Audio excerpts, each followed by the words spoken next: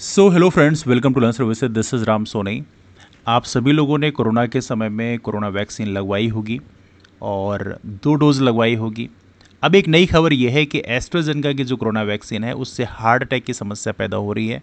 अभी डिस्कस करेंगे क्या क्या मामला है, लेकिन सबसे बड़ी बात यह है कि भारत में भी इसी फार्मूले से कोविशील्ड वैक्सीन बनी थी और भारत में 175 करोड़ डोजेस जो हैं वो कोविशील्ड के लगे हैं। मतलब भारत में मेजॉरिटी ऑफ द लोगों को जो है वो कोविशील्ड वैक्सीन ही लगवाई गई है। और भारत में कोविशील्ड वैक्सीन कौन बनाया था?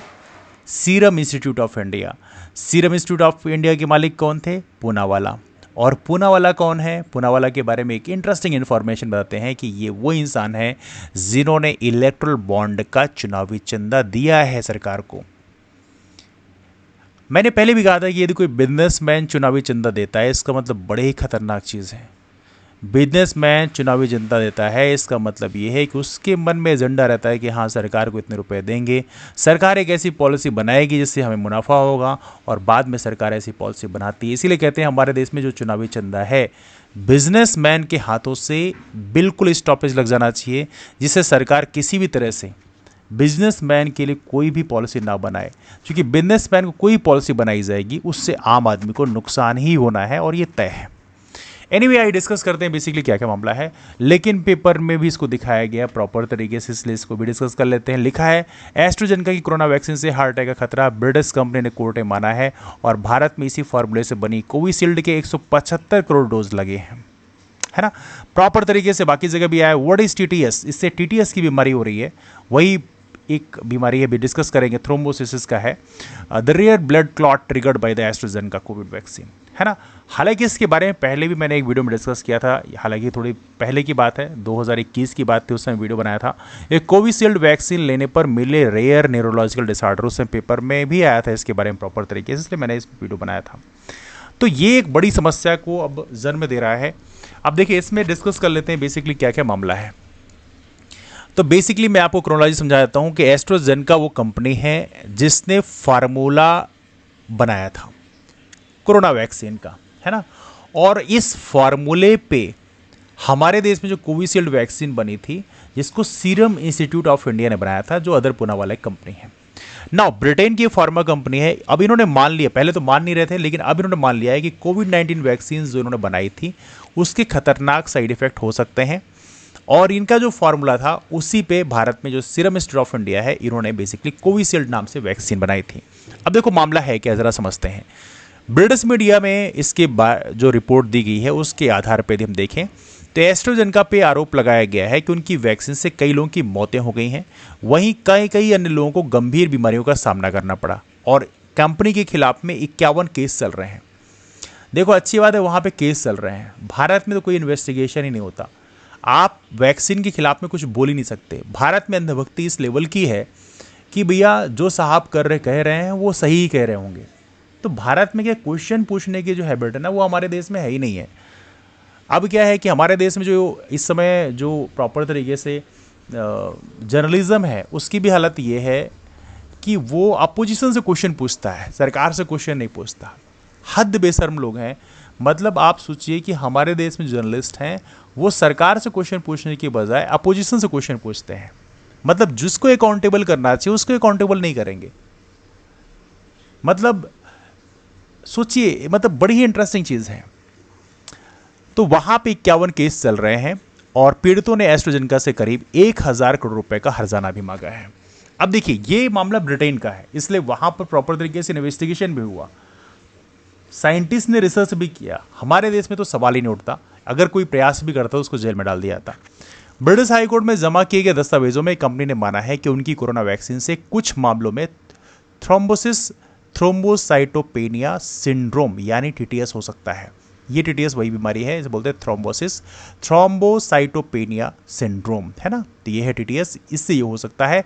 और इस बीमारी शरीर में खून के थक्के जम जाते हैं और प्लेटलेट्स की संख्या गिर जाती है।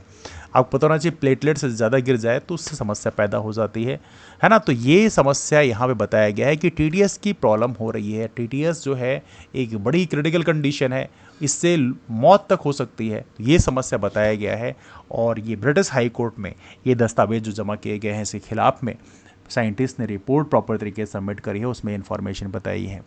भारत में कोविशील्ड वैक्सीन, कोविशील्ड के डोज की यदि हम बात करें तो भारत में ये अलग अलग वैक्सीन्स लगाई गई हैं, लेकिन सबसे ज़्यादा 175 करोड़ जो डोज लगे हैं वो कोविशील्ड के लगे हैं। मतलब मेजर जो डोज लगे हैं वो कोविशील्ड के लगे हैं, और यही चीज़ सीरम इंस्टीट्यूट ऑफ इंडिया के द्वारा बनाया गया है। और ये जो फार्मूला है वही फार्मूला सेम फार्मूला है। तो कहीं ना कहीं ये एक क्रिटिकल कंडीशन इंडिया के लिए भी तैयार करता है। अब देखिए, भारत में तो क्या पल्ला झाड़ने वाली बात है। अब सरकार क्या पल्ला झाड़ लेगी, नहीं नहीं हमने तो कुछ नहीं किया था। अरे बाबा, हर जगह तुमने कंपलसरी कर दिया था, लोगों की इंक्रीमेंट तक रोक लिए थे, लोगों की सैलरी तक रोक लिया था, मतलब पता नहीं क्या क्या परेशान किया तुमने वैक्सीन के बिना। मतलब ऐसा ऐसा तमाशा किया गया था, लेकिन राइट नो अब गवर्नमेंट पल्ला झाड़ रही है, क्योंकि इनको साहब को तो भाई कोई अकाउंटेबिलिटी तो चाहिए ही नहीं। गलती तमाशा दुनिया भर का करो, लेकिन बस कोई बोल ना दे कि भाई तुम गलत हो। हमारे देश में कई सारे विभाग तो ऐसे हैं जहां भ्रष्टाचार इस लेवल पे है कि मतलब बिना पैसे काम ही नहीं होता। हर चीज़ का रेट बढ़ा हुआ है कि हाँ ये काम है तो इसका इतना पैसा, बस मेन्यू कार्ड नहीं डिसाइड है, बाकी पूरा का पूरा काम बना हुआ है। शिक्षा विभाग में तो और भी ज़्यादा भ्रष्टाचार है। वहाँ पे यदि किसी की सैलरी रुक गई, उसको सैलरी निकलवाना है तो उसको भी उतना कमीशन देना पड़ेगा, तभी जाके सैलरी निकलेगी। तो ये भ्रष्टाचार, लेकिन बोल नहीं सकते आप, यदि बोलोगे तो दिक्कत हो जाएगी। अब देखिए, यहाँ पे लिखा है सबसे पहले ब्रिटिश नागरिक हैं जेमी स्कॉट, इन्होंने केस किया। अप्रैल 2021 में जेमी स्कॉट नाम के शख्स ने यह वैक्सीन लगवाई थी। उसके बाद उनकी हालत खराब हो गई, शरीर में खून के थक्के बनने का सीधा असर उनके दिमाग पर पड़ा। इसके अलावा स्कॉट के ब्रेन में इंटरनल ब्लीडिंग भी हुई। रिपोर्ट के मुताबिक डॉक्टर ने उनकी पत्नी से कहा था कि वो स्कॉट को नहीं बचा पाएंगे, हालांकि वो अभी जिंदा हैं। कंपनी ने पहले दावों को नकारा फिर माना। पिछले साल स्कॉट ने एस्ट्राजेनेका के खिलाफ शिकायत दर्ज कराई। मई 2023 में स्कॉट के आरोपों के जवाब में कंपनी ने दावा किया था कि उनकी वैक्सीन से टीटीएस नहीं हो सकता। इस साल फरवरी में हाई कोर्ट में जमा किए गए कानूनी दस्तावेजों में कंपनी इस दावे से पलट गई, मतलब उन्होंने मान लिया कि टीटीएस हो सकता है। भारत में अगर ऐसा होता ना तो भारत में पूरी सरकार ही बचाने में लग जाती कि नहीं नहीं टीटीएस नहीं हो सकता, मतलब नहीं हो सकता। इन दस्तावेजों की जानकारी अब सामने आ गई है। अब देखिए यहाँ पर क्या होता है, ये थ्रोम्बोसाइटोपेनिया, जरा इसको देख लेते हैं। ये तब होता है जब खून में प्लेटलेट्स का स्तर गिरता है। तो ये बताया गया रेड ब्लड सेल्स इस तरह से होती हैं, प्लेटलेट्स होती हैं, ये वाइट ब्लड सेल्स होती हैं। तो प्लेटलेट्स रक्त कोशिका के टुकड़े होते हैं ना, अब वही होता है मतलब प्लेटलेट्स। यह चोट लगने पर खून को जमने में मदद करता है। अब देखिए यहाँ पे थ्रोम्बोसाइटोपेनिया की बात करें तो इसमें से इस सिंड्रोम में क्या होता है, थ्रोम्बोसिस क्या है, तो ये देखिए बता रहा है कि इस तरह से खून के थक्के जम जा रहे हैं, है ना। तो थ्रोम्बोसाइटोपेनिया सिंड्रोम के साथ थ्रोम्बोसिस बहुत ही दुर्लभ सिंड्रोम है। मरीज में कम प्लेटलेट काउंट के साथ खून के थक्के होते हैं, तो ये एक समस्या यहाँ पे पैदा हो सकती है। टीटीएस के लक्षण क्या है, जरा इसको देख लेते हैं। जैसे इसमें सिरदर्द की समस्या होती है, साफ दिखाई नहीं देता है, बोलने में कठिनाई होती है, सांस लेने में दिक्कत होने लग जाती है, चक्कर आता है, सीने में दर्द होता है, पैर में सूजन होता है, स्किन पर शरीर में खून के थक्के जमने के निशान बन जाते हैं। तो ऐसी समस्याएं बेसिकली होती हैं। हालांकि यही बोला गया है कि ये रेयर केस होता है, लेकिन ये एक बड़ी क्रिटिकल चीज़ है और इसकी इन्वेस्टिगेशन प्रॉपर तरीके से हमारी इंडिया में होनी चाहिए, ऐसा मैं मानता हूँ। और आप लोग क्या ओपिनियन है, आप लोग भी नीचे कमेंट करके बताएं। देखिए सबसे बड़ी बात है जागरूकता। किसी का प्लेटलेट्स डाउन नहीं हो रहा है, दैट्स फाइन, लेकिन यदि कुछ केसेस भी आ रहे हैं तो उसके बारे में लोगों को जागरूक होना चाहिए। और कमाल की बात है, सबसे बड़ी बात है, सवाल पूछना सीखना चाहिए। ऐसा नहीं कोई पावर में है तो उससे आप सवाल ही मत पूछो, उसके सामने घुटने टेक दो। आप एक नागरिक हो, नागरिक का मतलब है कि वो सरकार से सवाल पूछे। आप अपना प्रतिनिधि अपॉइंट करते हो, अपना प्रतिनिधि चुनते हो, और उस प्रतिनिधि से यदि आप सवाल नहीं पूछे तो फिर कैसे, आप क्यों चुनाव करते हो। तो कहीं ना कहीं यहाँ पर आपको एक ऐसा प्रतिनिधि चुनना है जिससे आप सवाल पूछ सकें।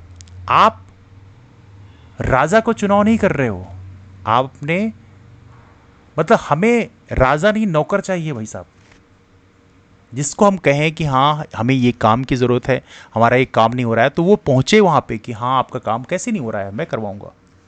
तो ये चीज़ें जब होंगी तब जाके हमारे देश में एक स्वस्थ लोकतंत्र बन पाएगा। इसीलिए मैंने कहा कि वोट डालते वक्त भी इस चीज़ को विशेष ध्यान रखना कि हम कैसी सरकार चुन रहे हैं, ये हमारी रिस्पॉन्सिबिलिटी है।